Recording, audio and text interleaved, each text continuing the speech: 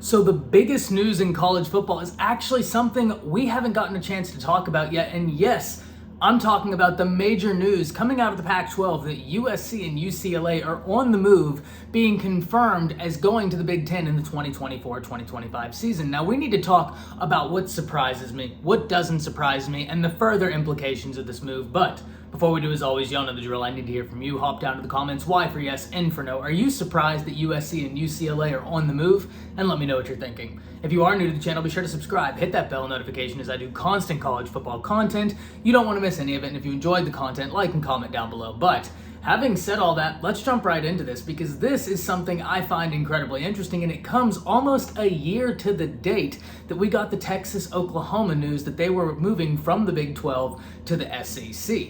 And when that news was announced, we were talking about it here on the channel, and one of the things I kept talking about was this isn't going to be the only major movements we see. It was only going to be the beginning, because it looked like then super conferences were on the horizon, and it was only a matter of time before more teams joined. Now, what I am surprised about is that it took this long for us to at least hear anything tangible about more major brands being on the move. And I understand, when that Texas-Oklahoma news came down, the season was right around the corner. You get into the season, everybody's focused into that. It's easy for those type of things to be done in the back burner when there's so many distractions elsewhere.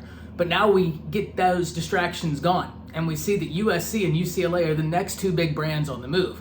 And in the Pac-12, they don't look to be alone, because news has come out that Oregon and Washington are also eyeing the Big 10, as well as Notre Dame possibly being on the move. And what this means is super conferences are going to be here sooner rather than later. Now, this has major implications for the Pac-12 because one of the biggest brands in the Pac-12, USC, is on the move. And UCLA, they're still a very good football institution, and they are a proud basketball school. So a lot of sports to be excited about that UCLA will bring to the Big 10.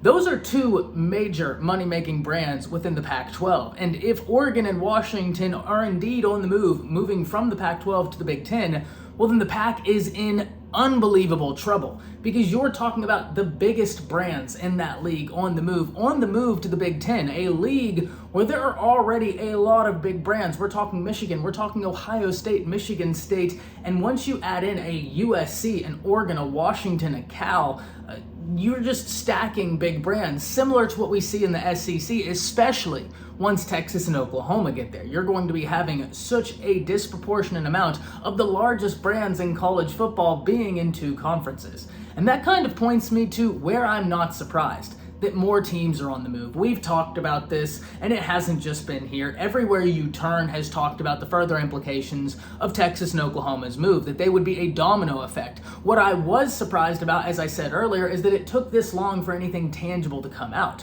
But what I can guarantee is that USC and these other teams from the Pac are not going to be alone. We're going to see more teams from more conferences deciding their futures, because the future of conferences looks to be on shaky ground, and we're going to have to see what the future of super conferences hold. But the one thing I do know, and the one thing I'm really interested in seeing, is what effects does this move have? We already saw reverberations from the Texas-Oklahoma news a year ago, and now we have this one, and I can't wait to see what all comes after this. But that's why I can't wait to hear from you. Hop down to the comments, let me know what you're thinking. Do you believe this could be the death of the Pac-12?